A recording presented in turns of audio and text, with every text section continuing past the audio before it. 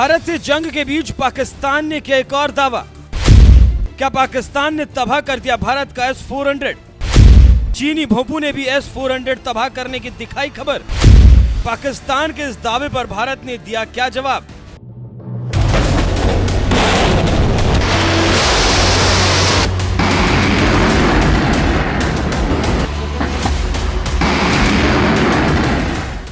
S-400 नाम तो सुना ही होगा। यही वो एयर डिफेंस सिस्टम है जिसका नाम भारत ने सुदर्शन चक्र रखा है। और इसी S-400 सुदर्शन चक्र ने भगवान विष्णु के सुदर्शन चक्र की तरह सटीकता के साथ चुन चुन कर पाकिस्तान की ओर से आने वाले ड्रोन मिसाइलों को आसमान में ही तबाह कर दिया।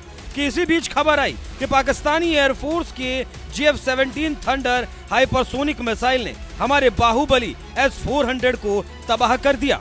पाकिस्तान के साथ अघोषित जंग में सबसे ज्यादा चर्चा अगर किसी बात की हुई तो वो है भारत का एयर डिफेंस सिस्टम S-400, जिसने पाकिस्तान की ओर से होने वाले हर हमले का मुंह तोड़ जवाब दिया। किसी भी चीन के सरकारी भोंपू ग्लोबल टीवी ने पाकिस्तानी न्यूज चैनल के हवाले से खबर दिखाई थी।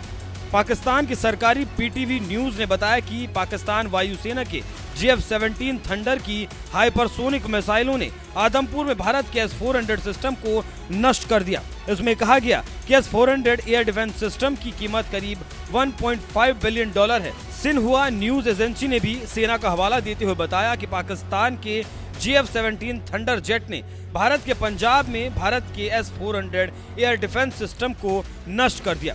भारतीय पक्ष ने अभी तक इस रिपोर्ट पर कोई प्रतिक्रिया नहीं दी है। भारतीय एयर डिफेंस सिस्टम S-400 तबाह होने की खबर चीनी मीडिया ग्लोबल टाइम्स ने पाकिस्तान टीवी और अपनी ही सरकारी न्यूज एजेंसी सिन्हुआ के हवाले से छापी। और सबसे बड़ी बात यह कि दोनों पर ही भरोसा नहीं किया जा सकता, क्योंकि पाकिस्तानी न्यूज चैनलों की तरह चीनी न्यूज एजेंसी सिन्हुआ भी भारत के खिलाफ प्रोपेगेंडा फैलाने में ही लगा रहा।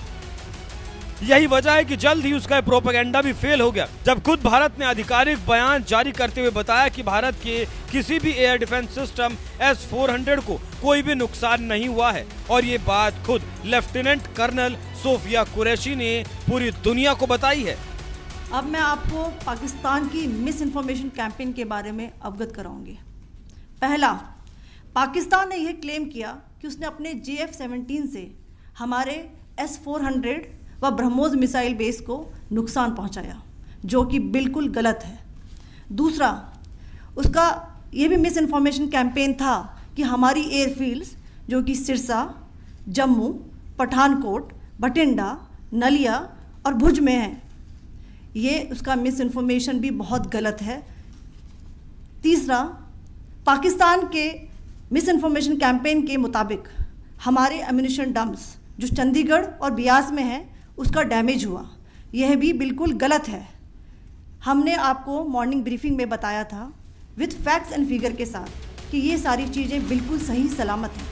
कर्नल सोफिया के एक एक शब्द बता रहे हैं कि हमारे Baahubali air defence system S-400 को रत्ती भर खरोच नहीं आई। वो पहले भी सुरक्षित था और आज भी सुरक्षित है। वैसे एक और बात आपको बता दें कि जिस S-400 के पास मिसाइल तबाह करने की ताकत है, क्या आपको लगता है उस S-400 के पास भी कोई पाकिस्तानी मिसाइल या ड्रोन फटक पाई होगी? जिसने करीब भी आने की कोशिश की होगी उसे S-400 ने हवा में ही तबाह कर दिया होगा। इसी बात से आप समझ सकते हैं कि पाकिस्तान के साथ साथ चीन के सरकारी भोंपू ग्लोबल टाइम्स ने भी S-400 तबाह करने की फर्जी खबर फैलाई थी। यानी एक तरफ जहां दूर तो पाकिस्तान को भारत सबक सिखाने में लगा था, तो वहीं दूसरी तरफ उसी पाकिस्तान के साथ मिलकर चीन फर्जी खबरें चलाने में लगा हुआ था। हालांकि दोनों ही मोर्चे पर भारत ने पाकिस्तान के साथ साथ चीन की भी बखिया उधेड़ दी। इस पर आपका क्या कहना है? अपनी राय हमें कमेंट कर जरूर बताएं। साथ ही कर्नल सोफिया कुरैशी ने भारत में तबाही के बारे में और क्या कुछ जानकारी दी वो भी सुन लीजिए। हमारे S-400 व ब्रह्मोस मिसाइल बेस को नुकसान पहुंचाया, जो कि बिल्कुल गलत है। दूसरा, उसका ये भी मिस इन्फॉर्मेशन कैंपेन था कि हमारी एयरफील्ड्स जो कि सिरसा, जम्मू, पठानकोट, बठिंडा, नलिया और भुज में हैं, ये उसका मिस इन्फॉर्मेशन भी बहुत गलत है।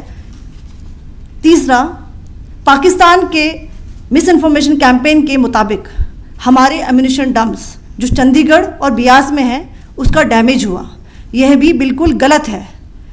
हमने आपको मॉर्निंग ब्रीफिंग में बताया था विद फैक्ट्स एंड फिगर के साथ कि ये सारी चीज़ें बिल्कुल सही सलामत हैं। अब मैं आपको बताना चाहती हूँ कि पाकिस्तान के एक प्रेस कॉन्फ्रेंस में ये बात की गई थी कि उनके सीनियर मिलिट्री ऑफिसर्स जो कि पूरी तरह से ये भ्रामक हैं और तथ्यों से दूर हैं कि पाकिस्तान की ओर से ये झूठा आरोप भी लगाया जा रहा है कि भारतीय सेना ने मस्जिदों को नुकसान पहुंचाया। मैं इससे बिल्कुल स्पष्ट करना चाहती हूं कि India is a secular nation और हमारी सेना भारत के कॉन्स्टिट्यूशनल वैल्यूज़ की एक बहुत प्यारी झलक है।